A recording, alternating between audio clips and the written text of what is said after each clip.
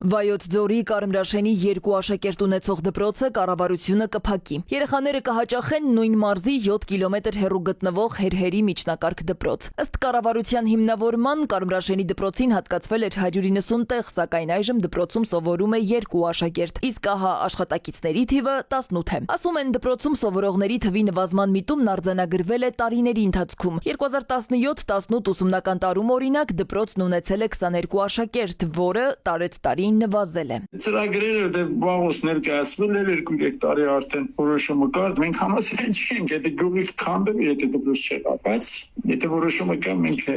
անզոր ենք։ Մինչև 2026 թվականը 100-ից պակաս աշակերտ ունեցող 230-ից ավելի դպրոցներ կմիավորվեն։ Ըստ կրթական գերատեսչության այս խնդիրը կա նաև գրեթե բոլոր սահմանային գյուղերում, որտեղ այսօր անվտանգային խնդիրներ են առաջացել։ Այդ գյուղերում դպրոցներն ունեն փոքրաթիվ աշակերտներ, ըստ այդմ ենթակա են օպտիմալացման։ Մասնագետների բնորոշմամբ սա հանգեցնելու է աշխատատեղերի զգալի կրճատման։ Կրթության նախարարը միշտ էլ հայտարարում է հետևյալը. դպրոցը սոցիալական հարցեր լուծող միջավայր չի։ Աշխատողները մեծամասամբ դուրս են մնում, որսում են իրենց աշխատատեղերը։ Դա արդեն մենք տեսել ենք։ Իսկ նախարարությունը ասում է, փակվել է, ձեր աշխատատեղը կորցրել եք, որ դպրոցներում կլինեն թափուր աշխատատեղեր, գնացեք մասնակցեք մրցույթներին, եթե գաղթեք այդ մրցույթները, ընդունեք աշխատանքի։ Աշխատողների աշխատանքը կորցնելը ընդհանրապես չի հետաքրքրում ԿԳՄՍ նախարարությանը։ Տեղացիներն ասում են, Կարմրաշենից Հերհեր տանող 7 կիլոմետրանոց ճանապարհը ձմռանը հաճախ փակվում է ձյան պատճառով։ Երեխաները ստիպված են լինելու այդ ճանապարհը հաղթահարել ամեն օր, հաճախ